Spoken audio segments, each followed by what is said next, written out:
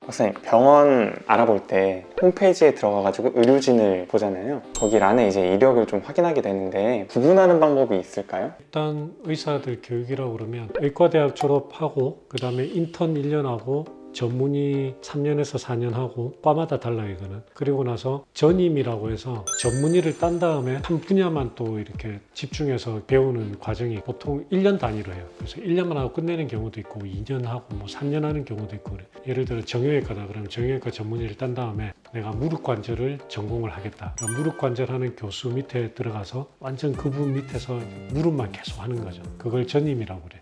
전임이.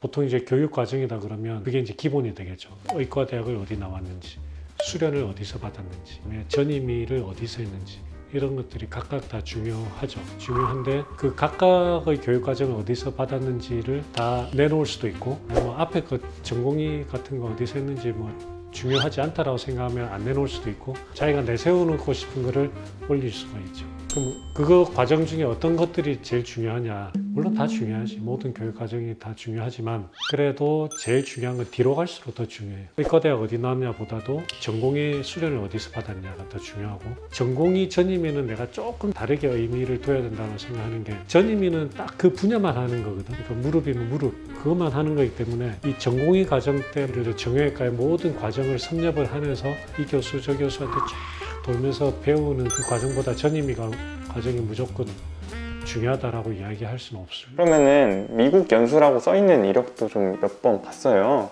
미국 연수 보통 이런 홈페이지 나와 있는 미국 연수 이런 것도 일반 사람들이 보고 정확하게 판단하기는 사실 되게 나는 거의 불가능할 수도 있다고 보는데, 연수라고 하는 게 가서 일주일 있다가 와도 연수고 1년 있다가 와도 연수고, 애매하네요.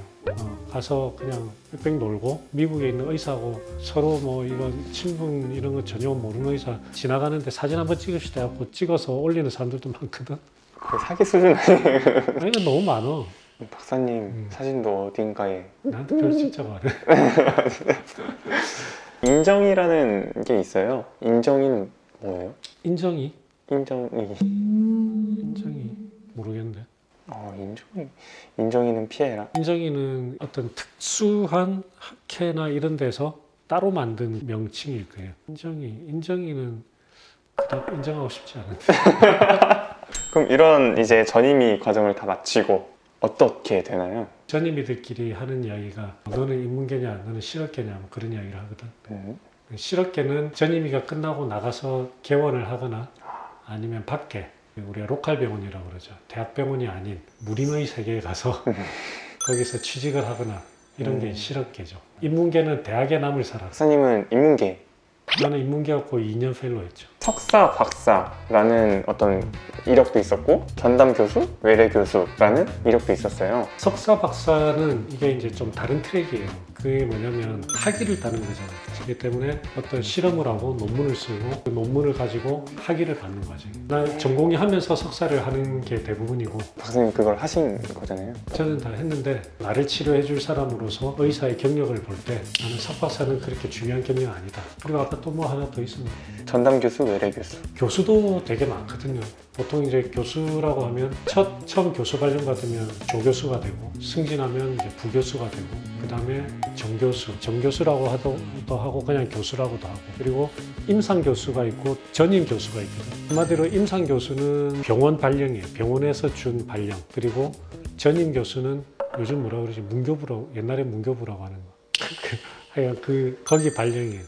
그래서 어쨌든 임상교수, 전임교수는 하는 역할은 똑같아. 하는 일은 발령이 어디냐에 따라서 조금 달라요. 외래교수는 사실 별 의미는 없어요. 그냥 주는 거예요. 나도 여기 외래교수라고 달아놨는데, 예를 들어 연세대학교를 나오고 연세대학교 정형외과 교실에서 우리 출신들한테 일종의 명함 같은 걸 주는 거죠. 간판을. 그럼 외래 교수가 그러면 조교수보다 낫다? 그거하고 아무 상관없는 거예요. 아무 상관없는. 그냥 간판이라고 생각하면 돼요. 두 번째는 학회 및 연구회. 요거 관련해서는 어떻게 풀 수 있을까요? 보통 이력을 보면 학회 무슨 정회원 많잖아요. 대부분의 학회는 해당 학회에 관련 전문의가 있고, 보통 이제 신청서를 내고 회비를 내면 정회원이 돼요. 대부분의 학회는 그래. 정회원의 의미는 별로 그렇게 큰 의미는 없다. 종신회원. 종신회원은 평생회원이란 거니까 그럼 평생 회비 내면 종신회원이 될 거. 근데 학회마다 조금은 다를 수 있어요. 이거는 제가 무조건 다 이렇다는 건 아니고. 이 회원 앞에도 엄청 많은 타이틀이 붙더라고요. 그러니까 뭐 대한 어쩌고. 그렇죠. 그것도 이제 중요한데 보통은 대한이 붙으면 우리나라에서는 그 학회가 관련 학회 중에서는 제일 큰 거일 가능성이 있죠. 대한 정형외과 학회 그러면 이거는 우리나라 안에서는 정형외과에서는 제일 큰 학회죠. 이분들보다 더 큰 거는 세계적으로 보면은 어디에 있나요? 대부분은 의학도 미국이 제일 크니까 예를 들어 미국 정형외과 학회 AAOS라고 있거든. 미국 정형외과 중에서도 제일 큰 정형외과 학회죠. 거기 들어가기가 이런 데 보면 어디 가서 논문 발표했다 뭐 이런 거 많잖아. 논문을 실었다고 논문 발표했다고는 완전히 다른 이야기예요. 논문을 발표했다라고 하는 거는 어떤 학회에 가가지고 발표했다라는 거야. 그냥 말했다. 그냥 발표. 발표를 안 하는 사람보다 그렇게 열심히 다니면서 발표를 하는 사람이 훨씬 더 열심히 공부한 사람이죠. 그러면 어디 가서 발표한 게 이런 학회가 있고 이런 학회가 있을 수 있죠. 근데 학회가 작을수록 또 학회의 권위가 떨어질수록 가서 발표하기는 쉬워요. 권위가 높을수록 발표도 하기가 힘든 학회가 있지. 대표적인 게 AAOS. 이번에 AOS 가서 발표해. 그래, 그것도 약간 이렇게 약간 플렉스지.